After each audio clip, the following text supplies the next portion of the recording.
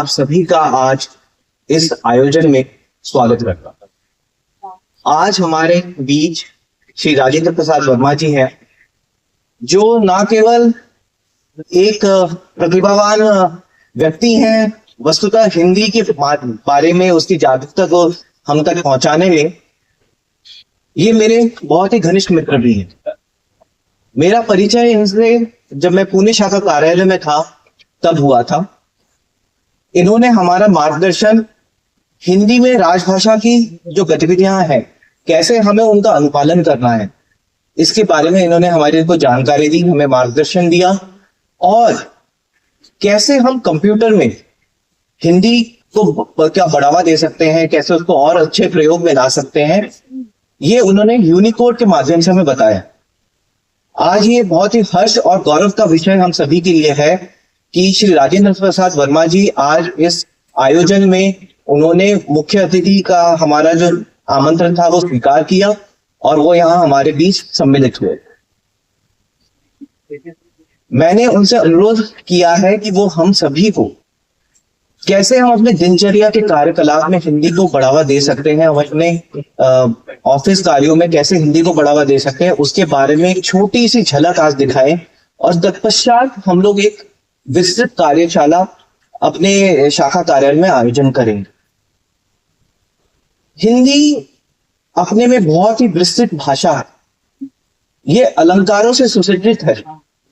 जब हम अलंकारों की बात करते हैं तो आप अपने पढ़ाई के दिनों को याद करिए।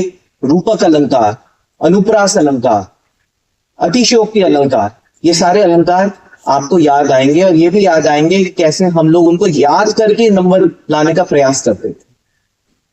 बट ये अलंकार वो है जो इस भाषा को सुसज्जित करते हैं। इसी तरह से आज हमारी इस सभा को श्री राजेंद्र प्रसाद वर्मा जी ने अलंकृत किया है। तो मैं पूरी शाखा कार्यालय और मुंबई पश्चिम क्षेत्रीय कार्यालय की तरफ से आभार व्यक्त करता हूं और आभार व्यक्त करता हूं आप सभी का कि आज आप सभी ने यहाँ पे आके दिखाया कि हिंदी केवल जागृत ही नहीं, सशक्त भी है। सो इन्हीं शब्दों के साथ मैं आप सभी का फिर से एक बार स्वागत करता हूं और अभिवादन करता हूं और आशा करता हूं कि ये जो यात्रा है ये यहीं नहीं रुकेगी, बल्कि और अग्रसर और प्रेरित होके हमें प्रेरित करेगी कि हम लोग सर्वश्रेष्ठ ऑफिस जो पश्चिम क्षेत्रीय कार्यालय है हमारा, वो सर्वश्रेष्ठ हिंदी में कार्य करने के लिए इस क्षेत्र में जाना जाए। धन्यवाद।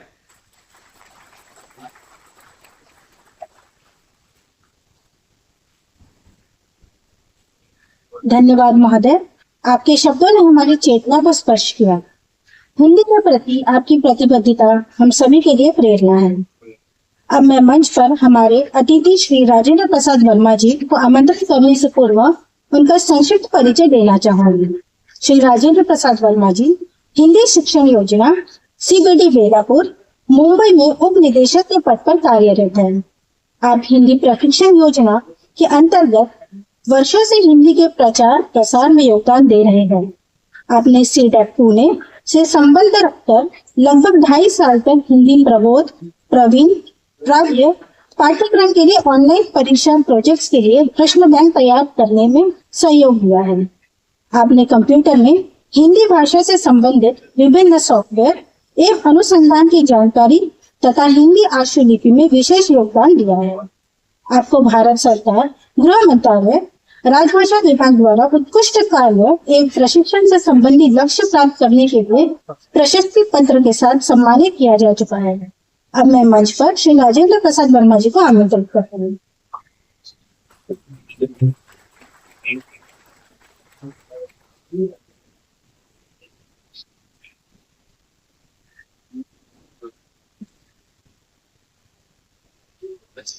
नमस्कार सभी को, सादर प्रणाम। मंचासीन परम श्रद्धेय आदरणीय श्री बी गोपीनाथ जी उप महानिदेशक, आदरणीय श्री पिनाकी गुप्ता जी प्रमुख भारतीय मानक ब्यूरो, आदरणीय श्री बासेकर जी आदरणीय श्री अनिल जी और यहाँ पर उपस्थित मेरे समस्त साथीगण, मैं ज्यादा नाम लेना नहीं चाहता क्योंकि 50% से ज्यादा तो मैं जानता हूँ मेरे ही, क्योंकि 2 कार्यशालाओं में पिछली बार हम मिल चुके हैं, अपने पुणे से भी संबंधित हैं। तो मैं सभी का सादर नमन करता हूँ, सभी का स्वागत करता हूँ, वंदन करता हूँ। और ये मेरे लिए बड़े ही गौरव की बात है कि आज मैं इस मंच पर हूँ। तो आदरणीय पिनाकी गुप्ता जी के कारण उन्होंने बहुत कुछ बोल दिया मेरे बारे में, बस मैं कोशिश करता हूँ अपनी ओर से कि जितना हो सके आपको ज्यादा से ज्यादा जितना मैं जानता हूँ वो मैं आपको बताने का प्रयास करूँ। तो आज का मैं ऐसी चर्चा कर रहा था तो गुप्ता जी ने बोला कि नहीं, आप डेमो करके दिखा दीजिए हमें, बोलने से अच्छा है। तो साथियों, मैं हिंदी के बारे में इतना ही कहूंगा कि जो अविरल बह रही है, एक गंगा की तरह धारा बहती जा रही है और आज 7 समंदर पार तक पहुंच चुकी है। तो उस हिंदी के योगदान में थोड़ी सी भी आहुति हम और देने का प्रयास करें। और आज जो सॉफ्टवेयर स्वदेशी, माननीय हमारे उप महानिदेशक महोदय बता रहे थे अभी रिसेंटली पिछले सप्ताह ही आदरणीय हमारे केंद्रीय मंत्री महोदय द्वारा जो हो, यानी अपना ही स्वदेशी, जैसे चैट जीपीटी, को पायलट, आपने नाम सुने होंगे इनकी तरह, जैसे अपना जेमिनी है, को पायलट है और ये चैट जीपीटी है, उसकी तरह स्वदेशी ये तैयार किया गया है। इसका डेमो भी आप अपने इसमें देख सकते हैं। डेमो नहीं, उनका फुल वर्जन आ गया। आप अपने प्ले स्टोर में जाकर के जो हो करके ऐप को देखिए। हो सकता है आगे हमें इसी में काम करना पड़े, चाहे वो प्रेजेंटेशन का हो या फिर हमारी और भारतीय भाषाओं में काम करने का हो, एक्सेल में या कहीं भी। जैसे हम चैट जीपीटी में अपने क्वेश्चन डालते हैं, सवाल अपलोड करते हैं और उत्तर हमें मिल जाते हैं, उसी तर्ज पर ये हमारा स्वदेशी पूरी तरह से भारत में निर्मित ये बनाया गया है। और माननीय गृह मंत्री महोदय द्वारा हाल ही में 14 सितंबर को गांधीनगर गुजरात में भारतीय सॉफ्टवेयर का शिलान्यास किया गया, विमोचन किया गया। मैं कहना चाहूंगा वो सॉफ्टवेयर पहले कंठस्थ नाम से था। कंठस्थ में क्या था कि हिंदी अंग्रेजी 2 ही भाषाएं, अभी उसमें बहुत सारी भारतीय भाषाओं को ऐड कर दिया गया है। और एक है अनुवादिनी, आपने नाम सुना होगा, भारत सरकार शिक्षा मंत्रालय, all India council of technical education, यानी अखिल भारतीय तकनीकी शिक्षा परिषद द्वारा विकसित बहुत ही अच्छा सॉफ्टवेयर है। तीसरा सॉफ्टवेयर भाषिनी। भाषिनी मतलब ministry of electronics and information technology.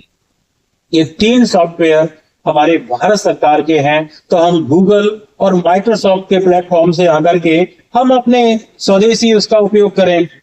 तो मैं तीनों सॉफ्टवेयर्स के बारे में छोटी सी एक झलक आपको दूंगा या डेमो करके दिखाता हूं। और हमारे पास विंडोज में और वर्ड में जो फीचर्स हैं, ये 5 चीजों पर मैं आज डिस्प्ले करने वाला हूं, क्योंकि सर ने कहा कि बोलने से अच्छा है कि आप थोड़ा सा हमें दिखा दीजिए, सबको एक जानकारी मिल जाएगी, संक्षिप्त जानकारी। तो 10-15 मिनट में मैं बताने का प्रयास करता हूँ। तो सर अभी बताऊं या बाद में, जैसा आप कहें, या उद्घाटन सत्र के बाद? उद्घाटन सत्र के बाद, ठीक है। तो 15 मिनट का समय आपसे मैंने लिया है और मैं अपना जो कुछ है, देखिए हिंदी के बारे में हम कहते हैं, बड़ा अच्छा पढ़ रही थी अर्षिता जी, बोल रही थी कि निज भाषा उन्नति है, समुन्नति को मूल, और बिना निज भाषा ज्ञान के मिटत नहीं हो कसूल। बिल्कुल सही है कि जब तक अपनी मातृभाषा, अपनी भाषा, बोलचाल की भाषा नहीं है, तब तक देखिए हम कह सकते हैं कि हम पूरी तरह से भाषा के मामले में स्वतंत्र नहीं। आपको पता होगा 14 सितंबर का दिन ही क्यों चुना गया। मैं थोड़ा सा फ्लैशबैक में, बैकग्राउंड में बताना चाहता हूं कि 12 और 13 सितंबर 1949 को, तब तो हमारा संविधान नहीं था हमारे देश का, 26 जनवरी 1950 को लागू हुआ। उससे पहले ये तय हो गया था सर्वसम्मति से कि हिंदी को ही संघ की राजभाषा घोषित किया। ये घोषणा पहली हो गई थी। 2 दिन इस पर विचार मंथन हुआ कि कैसे होना चाहिए। इसमें आप देखेंगे काका साहब कालेलकर, पुरुषोत्तम दास टंडन, गोपाल स्वामी अयंगार जी, सर्वपल्ली राधाकृष्णन जी, इन महापुरुषों का इतना योगदान रहा और उनकी मातृभाषा हिंदी नहीं थी, फिर भी उन्होंने हिंदी की वकालत की कि टूटी फूटी हिंदी 2-3 महीने में सब समझ लेते हैं, बोल लेते हैं, इसलिए हिंदी को ही संघ की राजभाषा घोषित किया जाए। तो ये बात तो उस समय तय हो गई थी। जो डॉक्टर राजेंद्र प्रसाद जी हमारे संविधान सभा के उस समय अध्यक्ष थे, तो उन्होंने सर्वसम्मति से एक मत से इसको डिक्लेयर किया। तो आज हम कह सकते हैं कि भाषा के मामले में जब तक हम पूरी तरह से उसको नहीं अपनाएंगे, अपने देश में ही हम अपनी भाषा की उपेक्षा करें, ये तो ठीक नहीं है। क्योंकि बाहर हम हिंदी को एआई के माध्यम से, आईटी टूल्स के माध्यम से दुनिया में वो सब अपना रहे हैं हिंदी को। लेकिन भारत की राजभाषा हिंदी है, उसको रखिए। ऐसा कोई टूल नहीं होगा जो कि हमारे यहाँ नहीं बना लेकिन उसमें हिंदी का समावेश ना हो। तो हिंदी जब उस स्तर पर पहुंच रही है तो हम क्यों ना हिंदी को आगे बढ़ाएं, अपने भारत के संविधान के अनुच्छेद 343 का पालन करें। क्योंकि उसमें कहा गया है 343 में कि हिंदी ही संघ की राजभाषा है और इसकी लिपि देवनागरी है। आप जानते हैं हिंदी मराठी दोनों की लिपि देवनागरी है। संविधान में लिखा हुआ है 10 भाषाएं ऐसी हैं जिनकी लिपि देवनागरी है। हिंदी, मराठी, संस्कृत, नेपाली, कोंकणी, मैथिली, संथाली और बोडो। ये 8 तो संविधान में मान्यता प्राप्त हैं। भोजपुरी और राजस्थानी को भी आप शामिल कीजिए। तो 10 भाषाएं हम अकेले देवनागरी लिपि से लिख सकते हैं, पढ़ सकते हैं। ऐसा कोई भी नहीं होगा जो 10 भाषाएं पढ़ ना सके या हम लिख ना सके, क्योंकि लिपि एक ही है ना, देवनागरी। तो इसलिए वो कहते हैं ना कि एक बड़ा सुंदर सा हार है, फूल है, मालाएं हैं, सब कुछ है, उसमें एक पेंडल होता है ना, उस तरह तो हार में सारी मालाएं, हमारी सारी भारतीय भाषाएं समाहित हैं। बस हिंदी हमारे सरकारी कामकाज की, राजकाज की भाषा है और इसकी जिम्मेदारी संवैधानिक दायित्व अनुच्छेद 351 पढ़िए हमारे देश के संविधान का। उसमें क्या लिखा हुआ है कि संघ का कर्तव्य होगा कि हिंदी भाषा का प्रचार करें, प्रसार करें, उसका विकास करें और उसकी समृद्धि सुनिश्चित करें और बोलचाल की अभिव्यक्ति का माध्यम हिंदी को बनाए। तो हमारे संविधान का अनुच्छेद 351 हम सब पर लागू होता है। उसमें यह भी कहा गया है कि मुख्यतः संस्कृत से शब्द लीजिए और संस्कृत के अलावा यदि आपको लगता है तो हिंदी, इसके अलावा मराठी, तमिल, तेलुगु, कन्नड़ा, मलयालम, उड़िया, पंजाबी, सारी 22 भाषाओं से शब्द ग्रहण कीजिए।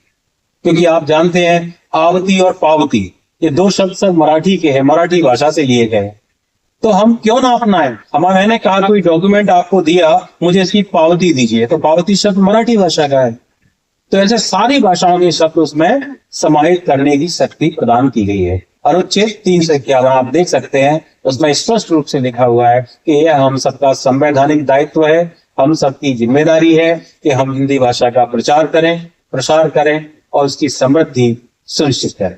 तो ज्यादा समय न लेते हुए मैं सीधा वही आ जाऊंगा थोड़ी समापन के बाद और आपको 15 मिनट में डेमो करके ये 5 चीजें आपको दिखाने का प्रयास करता हूं। आपके पास पेन है, पैड है, दिया हुआ है, प्लीज नोट कीजिएगा। फिर हम विस्तार में अगली बार, जैसा हमारे गुप्ता साहब ने कहा, हम अगली बार फिर आपके कार्यालय में मैं आऊंगा खुद आपके लिए और मैं एक हाफ डे का पूरा एक समेकित कार्यक्रम, कैप्सूल कार्यक्रम, उसमें सब कुछ समेटने का प्रयास करूंगा।